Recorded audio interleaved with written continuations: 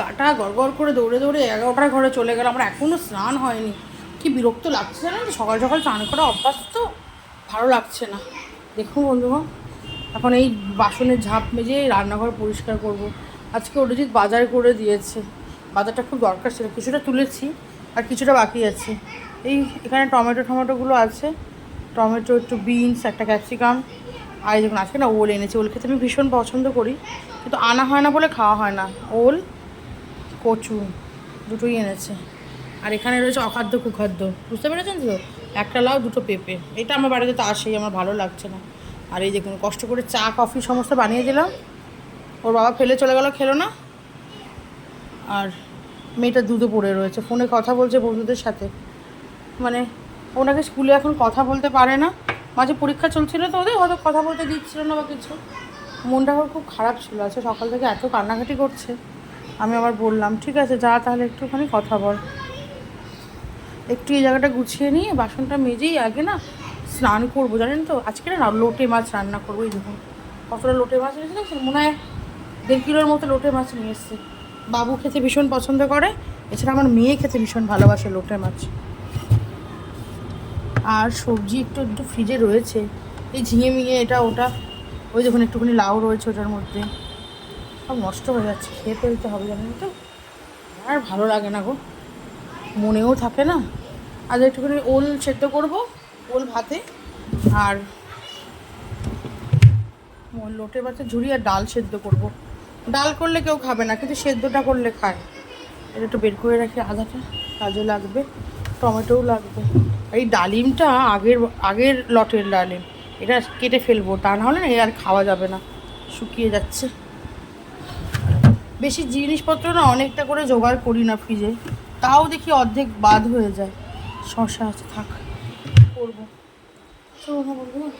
সব ভালো এনেছে, কিন্তু বাবু না মনে হচ্ছে এই আঙুরের থোকাটায় ঠকে গেছে।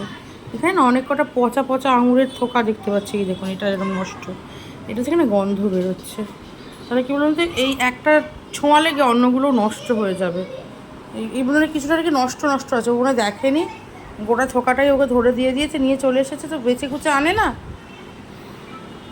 এবার না গন্ধ বেরোচ্ছে, এবার এটা ফ্রিজে ঢোকাবো কী করে বলুন তো? এই মানে অনেক কটাই না নষ্ট নষ্ট আছে, দেখুন রস বেরিয়ে গেছে। এই দেখুন এই এতগুলো এখন বাজে বেরোলো, এগুলো সব বাজে, রস বেরিয়ে যাচ্ছে, মানে ফোকাটা ধরে নিয়ে এসছে তো ভালো করে দেখে আনেনি। তাহলে এগুলোকে ছাড়িয়ে ধুয়ে পরিষ্কার করে একটা বাটিতে করে ফ্রিজে রাখি, তাহলে না খাওয়া হবে না। দাঁড়া করে নিই, কাজ করে নিই, তাহলে হ্যাঁ করে নিই। হ্যাঁ বলবি, হ্যাঁ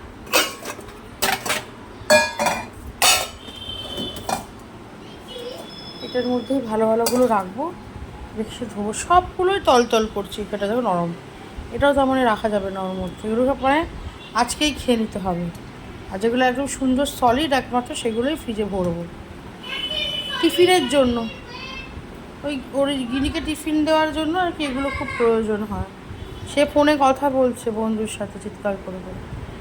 প্রিয়াঙ্গনা বলে একটা বন্ধু আছে, খুব ভালো, ওই নাচছিল না, খুব ভালো। দেখুন না কত ভালো, ভিডিওটা কপিরাইট ইস্যু হয়ে গেছে, এই জন্য তো একটু নাচ গান বাচ্চারা যা করবে সেগুলো দিতে পারি না, শুধু বকর বকর কথাবার্তাই বলতে পারি। কী করবো, একটা ছোটোখাটো একটুখানি গান টান ঢুকলেই সেই গান মানে কপিরাইট এসে যায় জানেন, নষ্ট, ইউটিউব থেকে সরিয়ে দেয়, করে দেয়, ভালো লাগে না। এগুলো ভালো আছে, এগুলো এবার ধুয়ে পরিষ্কার করে রাখবো।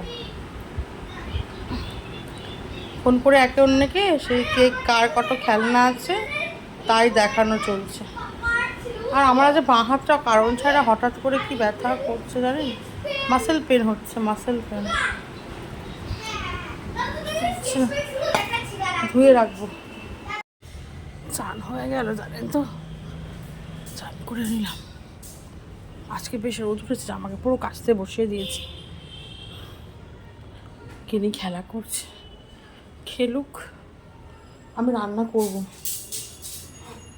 পুজো দিয়ে এলাম, পুজো ছিলাম, জামা কাপড় কাচলাম। এই জুতোগুলো কিনেছি জানেন তো, পায়ের হালে ভীষণ ব্যথা করে, ভালো আর ব্যথা করে না এখন। বিশাল থেকে কিনেছি, বিশাল থেকে এবার বেশ কয়েকটা জুতো কেনা হয়েছে। আমি ওখান থেকে শুধু চটিই কিনতাম। এইবার এই শাশুড়ি মার সাথে গেছিলাম, তো আমরা 4 জনেই গেছিলাম, মানে আমি, গিনি, মামনি, মা সবাই মিলে গেছিলাম। মেশিন চলছে। ওখানে গিয়ে মা ওই চটির জায়গাটা দেখে দেখছি যে বেশ কমে কমে কত ভালো ভালো জুতোও বিকলাম, ছোটো সুজো নয়। আমি আবার একটা জুতো নিয়েছি, সবাই একটা একটা করে জুতো নিয়েছি। মামনির পায়ে হচ্ছে না, ও তখন মনে হচ্ছিল হবে, তারপর বাড়ি এসে দেখছি আর পড়তে পারছি না, ওটা কি পাখি খুঁড়ে যাচ্ছে। শরৎকালে এসে গেছে, দেখছেন আকাশটা কি সুন্দর, পুরো সাদা নয়, একটুখানি কালো কালো আছে, তার মানে কি বলুন তো এখনও বৃষ্টি হওয়ার চান্সেস আছে। আর বাকি আমার মায়ের একদম ঠিকঠাক হয়েছে, আমি তো ওটা পরেই যাতায়াত করছি। দেখবেন দাঁড়ান দেখাচ্ছি, কি ভালো দেখতে, কি একই প্রিন্ট, সবাই নিয়েছে 200 টাকা করে নিয়েছে, জানেন কত দাম কম বলুন। 200 টাকায় আজকাল জুতো ভাবাই যায় না, তাই না? দাঁড়ান দেখাচ্ছি, দাঁড়ান বল। এই দেখুন এই সামনে যে স্নিকারটা, এই মানে ওই যে ঢাকা জুতোটা আছে ওইটা 200 টাকা, হ্যাঁ। আর পাশেরটাই অনেক দাম বেশি হয় চপ্পলটা। এবার থেকে বিশালের থেকেই ভাবছি নেবো। গরম লাগছে, খুলে ফেল, ওটা তো ছোটো হয়ে গেছে। গুড মর্নিং বন্ধুগণ, কেমন আছেন সবাই? And welcome to Ginni and me. আর আজকে হলো শনিবার, আমি জেনারেলি শনি রবিবার এই গলার হারটা বাথরুমে রেখে এসেছি, যাকে পরে নিচ্ছি। জেনারেলি শনি রোববার ভিডিও করি না, কিন্তু করছি আজকে, ইচ্ছা করছে তাই করছি। তো আর আজকে হলো গিয়ে শনিবার, আর ঘড়ি কাটার বাজে বাবা 1টা বাজতে 5 মিনিট বাকি। আমি এখন থেকে আপনাদের সঙ্গে ব্লগটা স্টার্ট করছি, কেমন? আজকে এদিকে জানলাটা খুলেছি, শরৎকাল তো ভালো লাগছে। এই জানলাগুলো কিছুই লাগে কেন খুলি না বলুন তো, দুভাত লাগে, খুললে বন্ধ করতে অসুবিধা, বন্ধ করলে খুলতে অসুবিধা, ওই জন্য খোলা হয় না। আমার জানেন তো চট করে না গায়ের মধ্যে কিছু হলে না চট করে শুকায় না, জানেন তো, ছোটো থেকেই সমস্যা। বিশেষ করে কোনো মানে কী বলবো, কোনো পিয়ার্সিং তো একদমই থাকে না, চট করে না শোকায় না তখন একটা, ওই জন্য। আমি জানেন যখন কলেজে পড়তাম তখন আমার এত ভালো লাগছিল, তো আমি ওই কানের ওপরে একাধিক কানের পরার জন্য আরেকটা ফুটো করেছিলাম, এইখানটাতে করেছিলাম। সেই কানেরটায় আমি 3-4 বছর কানের দুলও পরেছি। এবার তারপরে কী হচ্ছে, বিয়ে হয়ে গেছে তো সোনার এখানে চলে এসেছি এই বাড়িতে আসার পরে, সেই কানের দুলটা ভেঙে গেছিলো, ছোটো সরু তো, এটা ভেঙে গেল। ভাঙার পরে মাকে বললাম, আমি এখানে সোনার দোকানটা চিনতাম না যে আনতে হবে, আর মা বললো ঠিক আছে ওই সোনাটা যেহেতু কারো দুটো একটা রয়েছে, ওটা নিয়ে গিয়ে আর একটা এনে দেবো। তা সেই করে মা আস্তে আস্তে 6-7 মাস লেগে গেলো, কারণ তখন সবে বিয়ে হয়েছে, আর বাবারও শরীর খারাপ ছিল, মা হট করে সবসময় আসতে পারতো না। তো 6-7 মাস পরে মা যখন কানের নিয়ে এলো, তখন আর কানের দুলটা পরতে পারলাম না, তার আটকে গেছে, বিজুলি বন্ধ হয়ে গেছে, বুঝলে এরকম। তারপরে নাকে একটা নাকচাবি ছিল মানে নাকের ফুটো করে দিলাম 7-8 যখন পড়তাম, তখন নাকে ফুটো করে এখানে নাকচাবি পরার জন্য নাকচাবি পরেও ছিলাম, বোধহয় মাসখানেক পড়েছি, কিন্তু স্কুল খুলে গেছিলো তো, আর হঠাৎ করে কানের পাশে নাকের পাশটা ফুলে গেল, এরকম হয়ে যায় না, ফুলে যায়, তখন নাকচাবিটা খুলতে হয়েছিল। মা বললো কি সোনা তো পড়েছিস, কিছু হবে না, ওটা শুকিয়ে গেলে আবার আমরা পরিয়ে দেবো। আর নাকচাবি পরতেই পারলাম না, জানেন, শুকিয়ে গেল, মানে আটকে গেল না, বিধুনি না একদম থাকে না আমার। কেন এত কথা বলছি, আজকে স্নান করতে গেছি, এই কানের দুলটা এত ব্যথা হয়েছে কানটা, মানে এই কানের দুলটা অনেকদিন পরি না, এই কানের দুলের মাথায় একটা ছোট্ট টোপলা আছে, মানে ফোটানোর সময় একটু হয় না একটা রিনের মাথায় যেগুলো একটা পোটলা থাকে, ওইরকম একটা। এই কানের দুলটা দুলই পরতে পারছিলাম না, এটা পরেছি, এটা আর পরতেই পারছি না। কালকে বেরোচ্ছে এই কানের দুলটা, আজকে সকালবেলা প্রচণ্ড ব্যথা করছে, এখন মনে হচ্ছে খুলে ফেলে কানের মধ্যে একটু বোরোলিন লাগিয়ে বসি, এই জন্য এই কথাগুলো বেরোচ্ছে। আমার নাকের এখানে একটা নোলক করার খুব ইচ্ছে, যে মাঝখানে পরে এখানটা ঢুলঢুল করেন না, সবাই দেখি বেশ পরে, কি ভালো লাগে। আমার একটা বন্ধু আছে অঙ্কিতা বলে, ওকে পরলে কি ভালো লাগে, আমারও ইচ্ছা হয়েছিল যে একবার পরবো, কিন্তু ফুটো করার সাহস পাচ্ছি না, কারণ ফুটো করলে ব্যথাটা পাই, যন্ত্রণা হয়, ওষুধ খাই, সবই হয়, কিন্তু আলটিমেটলি বিজুনিটা থাকে না, খুলে যায়, মানে বন্ধ হয়ে যায়, সেই জন্য আর কি মানে সাহস করে করতে পারছি না। একটা ভেবেছি এবার পুজোয় মেলা থেকে একটা ফলস কিনবো, ফলস কিনে একটা এইখানে লোকের মতো করে পরবো, ভালো হবে। আমার মনে বড় দুঃখ হয়ে যায়, জানেন তো, আমার একটু শখ হয় যে অনেকগুলো ফুটো থাকবে এখানটা, অনেকে পরে না, অনেক 3-4টে বেশ কানের দুল পরে, কি ভালো লাগে গো দেখতে, আমার কি ভালো লাগে, কানটা বেশ অনেক রকম ফুটো থাকবে, অনেক রকম দুল পরা যাবে। আমার একটাই করবো, আমার কানে গিনি হতে গিয়ে পেটে সিজার হয়েছে, আমাকে তো সেলাই পড়েনি, আমার পেস্টিং করা হয়েছিল। সেলাই পড়লে কী হতো আমি জানি না, আমার শরীরটা চট করে শোকায় না বলি না, আমার বর জানতো, অরিজিৎ তো আমার খুব ভালো বন্ধু। তো ওই ডাক্তারের সাথে কথা বলেছিল যে না আপনার সেলাই না পেস্টিংই নেব, আর ডাক্তারও তাতে রাজিও হয়েছিল, পেস্টিং করেছিল। সেই পেস্টিং আমার বাঁ দিকে যখন হলো গিনি তারপরে পরে না বাঁ দিকে পেস্টিংয়ে আমার একটু সমস্যা হচ্ছিলো, মানে বেশি ব্যথা করছে ওই জায়গাটা, বাকি সব জায়গা ব্যথা করতো না, শুধু ওই জায়গাটা। আমি 1 মাস তো ওই রকম ওই পট্টিটা লাগিয়ে রাখতে হবে পেটের মধ্যে যাতে চান না করে জল না লাগে হ্যান ত্যান। তারপরে আমাকে আরও 2 মাস আমাকে ওই সাইডে বাঁ দিকের একটুখানি জায়গা, এই ধরুন এই হাফ করের মতো, এটা তো 1 কর, এই হাফ কর, এতটা জায়গা আমার মানে সমস্যা হয় জানেন। ওখান থেকে আমার এখনও স্টিল নাও যদি আমি নিয়ম করে যত্ন না করি, ধরুন খুব ঠান্ডার সময় একটু তেল না দিই টান হয়ে যায়, রস বেরোতে থাকে, তার মানে কেউ যেন এখনও শোকায়নি। কি বড়ো মেয়ে 7.5 বছর বয়স হয়ে গেল বুঝলেন, এইটাই হলো আমার জীবনের সমস্যা। তাহলে একটা সেলাই শুকাচ্ছে না, তার মধ্যে এখন কানের দুল ফুটো করে আর একবার দুঃখ বাড়াবো। নাহলে আমার যদি আমার শরীরটা টানের শরীর হতো, কারো টানের শরীর হয়, কারো তো হয় না, আমার নয়। যদি আমার টানের শরীর হতো তাহলে আমি কানের মধ্যে এখানে আরও 3টে ফুটো করতাম, এখানে একটা, এখানে একটা, 3টে ফুটো করতাম, নাকে এখানে একটা ফুটো করতাম, এখানে একটা ফুটো করতাম, 5টা ফুটো করতাম, 5খানা পিয়ার্সিং করে আসতাম আমি। কিন্তু কী করবো, করে লাভ নেই, কষ্ট পাবো আর কানের দুল আর পরতেও পারবো না। আমাদের মানে ইমিউনেশন পড়তে একদম ভালোবাসি না জানেন তো, আমার ইমিউনেশন পড়লেই কানটা ব্যথা করে, হাতটা গলায় র্যাশ বেড়ায়, তাই কী পড়বো বলুন তো, ওই জন্য ইমিউনেশন পড়ি না আমি। কষ্ট করে হলেও অল্প পড়লেও আমি একটু এইটাই পড়ি, ছোটো থেকে যেটা পড়ে এসেছে। কত গল্প করলে আপনাদের সাথে বলুন, যাই হ্যাঁ রান্না করবো, লোকের বাচ্চা ঝুড়ি হতে অনেক সময় লাগবে, করে ফেলে গিয়ে। ভাত আজকে আছে, সামনের আগামীকালের ভাত, তো ভাত নিয়ে চিন্তা করছি না, একটু ওটস করবো। গিনি আর বলে গেল আমাকে একটু পাঁপড় ভেজে দিও, পাঁপড় ভেজে দেবো ওকে।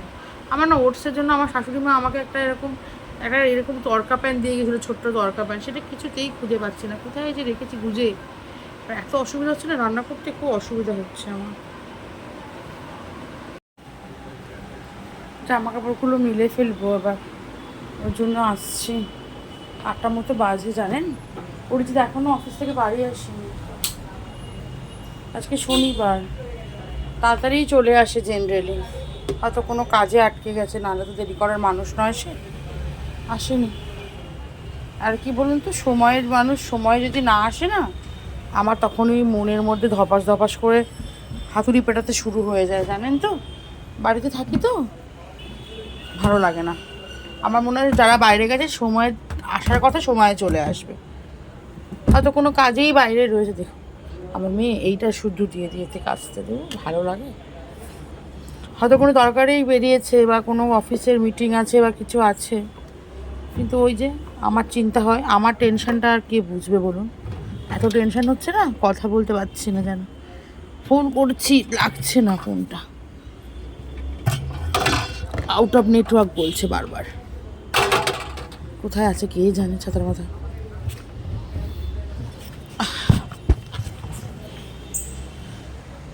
5,000 পাশে চলে আসে তো, আজকে দেরি করেছে, এখনো বাড়ি এসে পৌঁছায়নি, ভালো লাগছে না জানেন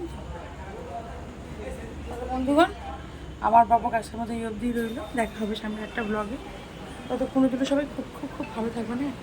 আমি এগুলোকে মেলি আর এগুলোকে আবার কাচার ব্যবস্থা করি, উঠিয়ে রাখলাম। আর আজকে পড়ানো নেই তো গিনিকে, পড়ানো নেই মানে পড়াতে পারি, কিন্তু মেজাজটা নেই, ওই যে বাবা এখনও এলো না, খুব টেনশন হচ্ছে জানেন তো, টেনশন হয় গো আমার, একটু দেরি হলেই টেনশন হয় আমার, খুব টেনশন হয়, আর মনের মধ্যে খালি খুব দেখে জানেন তো, ভালো লাগে না আমার। তা ওই কারণেই কি রে এঠো খাওয়াটা সিঙ্কে দিস, ঠিক আছে করে নি। কী করলি ওটা, কোথায় কোন খাতা, স্কুলের খাতা নাকি এটা, এটা কোনো ভালো নতুন খাতা, তবে খাতা নোংরা করছে একটা, কারেন্ট চলে যাবে নাকি, দপদপ করে চারিদিক, মনটা ভালো লাগছে না আমার, যতক্ষণ অরিজিৎ এখন বাড়ি আসবো না আমি স্থির হতে পারবো না জানেন তো।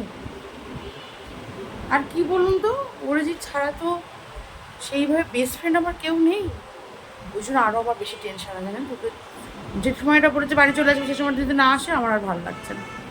না ফোন করি, হ্যাঁ আজকের মতো ভিডিওটা আমি অবধি রাখলাম, হ্যাঁ সামনে দিন দেখা হবে আবার, বাই বাই।